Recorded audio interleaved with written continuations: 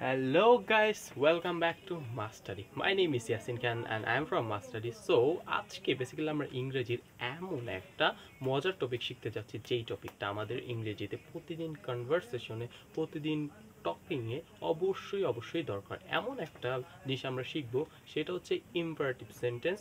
Imperative sentence দুই ধরনের হয়, একটা হচ্ছে অর্ডার বা কমান্ড, আর একটা হচ্ছে রিকোয়েস্ট অথবা অ্যাডভাইস। তো আজকে পূর্বের আমরা একটা ভিডিও তৈরি করেছিলাম, একটা ক্লাস নিয়েছিলাম যেটা হচ্ছে অর্ডার বা কমান্ডের। আজকের যে ক্লাসটা নেব সেটা হচ্ছে রিকোয়েস্ট অ্যান্ড অ্যাডভাইস। তো আর কথা না বাড়িয়ে চলো ক্লাসে চলা যাক। তো আজকের বেসিক্যালি আমাদের আজকের বিষয় হচ্ছে ইম্পারেটিভ সেন্টেন্স।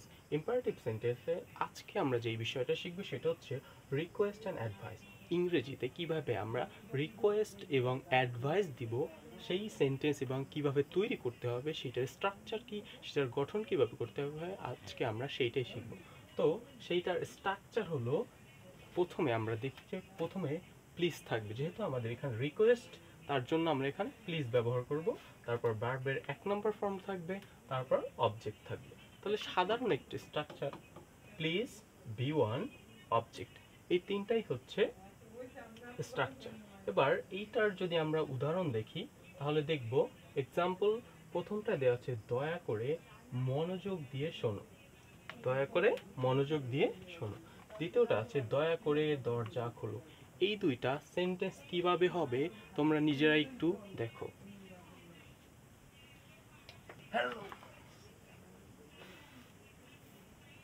তো আমাদের স্ট্রাকচার অনুযায়ী আমরা প্রথমেই, যেহেতু এখানে প্রথমেই দয়া করে আছে, এর জন্য আমরা প্রথমেই লিখব প্লিজ, প্লিজ, তারপর বি1। বি1 হচ্ছে ভার্বের 1 নম্বর ফর্ম, সেটা হচ্ছে শোনা। তাহলে শোনাকে আমরা বলি লিসেন, লিসেন, প্লিজ লিসেন, মনোযোগ দিয়ে, object,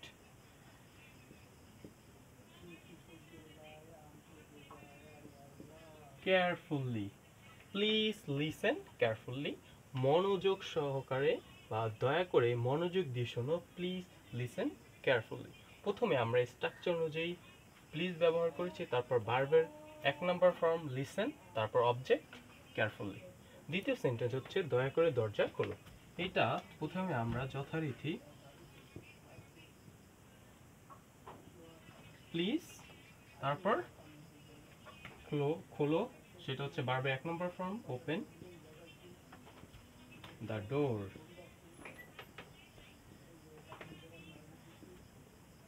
please open the door. এটার দয়া করে দরজা খুলো, প্লিজ ওপেন দ্য ডোর। এরপর আরো কিছু আমরা এটাকে আরো ভালোভাবে বোঝার জন্য আরো কিছু উদাহরণ আমরা দেখব।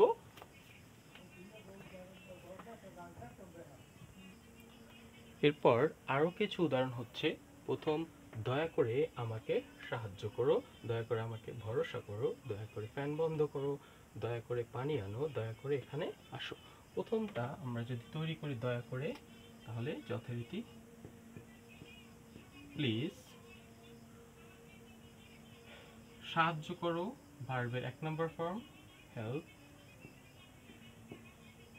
আমাকে, মি, প্লিজ হেল্প মি। 2 নম্বর, দয়া করে আমাকে ভরসা করো, প্লিজ, প্লিজ, ভরসা করা হচ্ছে, এখানে ভরসা করা হচ্ছে ভার্বের 1 নম্বর ফর্ম, আর মানে ভরসা করা মানে ট্রাস্ট, ট্রাস্ট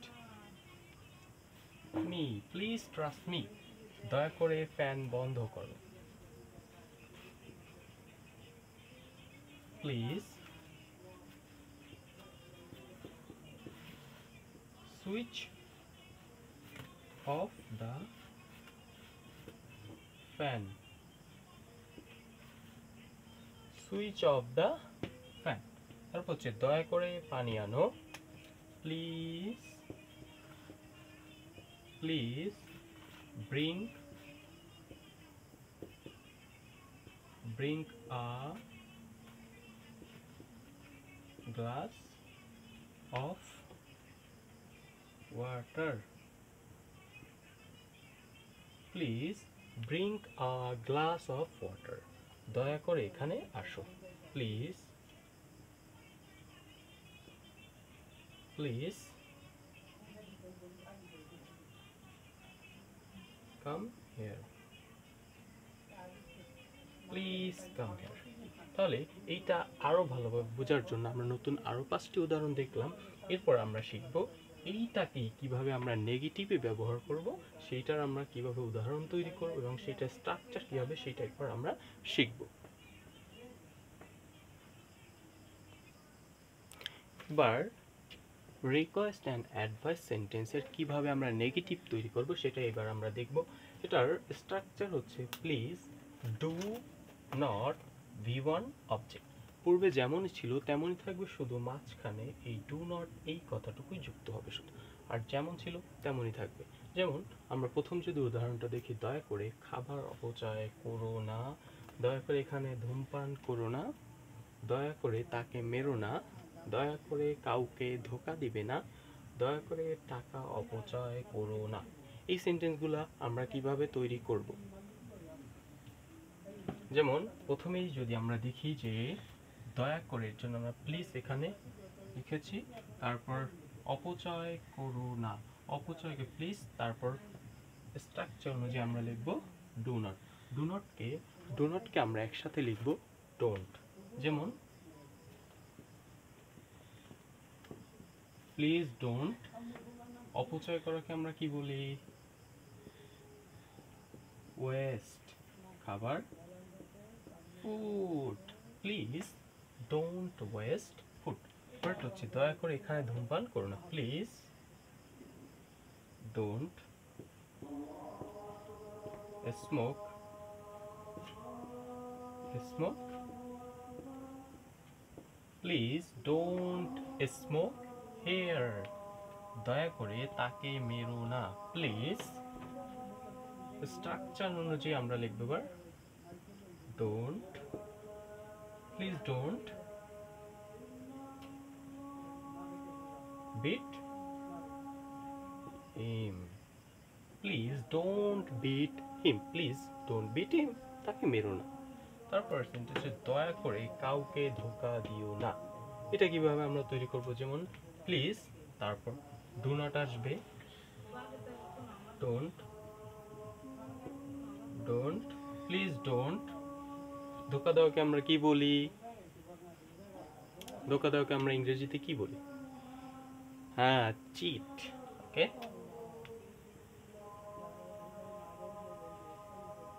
ডোন্ট চিট কাউকে, এনি,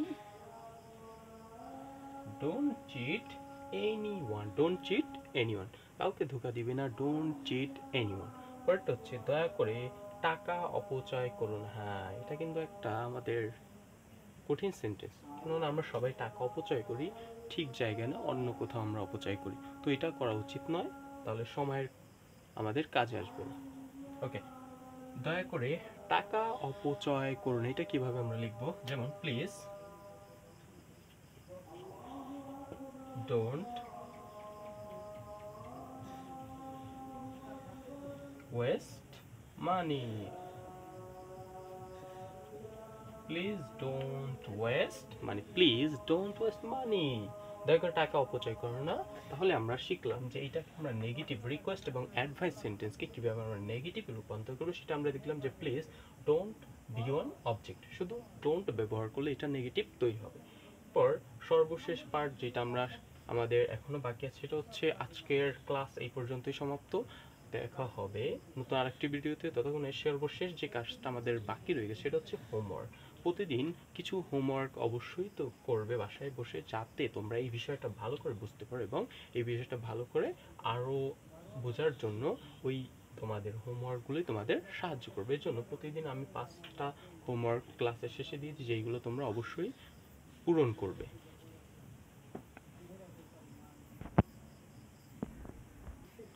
আমাদের হোমওয়ার্কগুলো হচ্ছে, সর্বশেষ যে হোমওয়ার্ক সেটা হচ্ছে দয়া করে তুমি এখানে, দয়া করে তুমি যাও, দয়া করে এই কাজ করো না, দয়া করে আল্লাহকে স্মরণ করো, দয়া করে তাকে যেতে দাও, দয়া করে তুমি কেঁদো না। এইগুলোর ইংরেজি কি হবে, এই স্ট্রাকচার আমরা যে একটু আগে শিখেছি সেই স্ট্রাকচার অনুযায়ী এগুলো আমরা পূর্ণ করব। তো আজকে এই পর্যন্তই, দেখা হবে নতুন আরেকটি ভিডিওতে। ততক্ষণ তোমরা ভালো থাকবে, সুস্থ থাকবে এবং দেখা হবে নতুন আরেকটি ভিডিওতে। ততক্ষণ শিখতে থাকো, মাস্টারির সাথেই থাকো, কমেন্ট করো, সাবস্ক্রাইব করো যারা নতুন, এবং বেশি বেশি শেয়ার করো প্রতিটা হোয়াটসঅ্যাপ গ্রুপে তোমাদের বন্ধুদের কাছে শেয়ার করো, যেন তারাও তোমাদের মতো ইংরেজি শিখতে পারে। তো খোদা হাফেজ, দেখা হবে নতুন আরেকটি ভিডিওতে।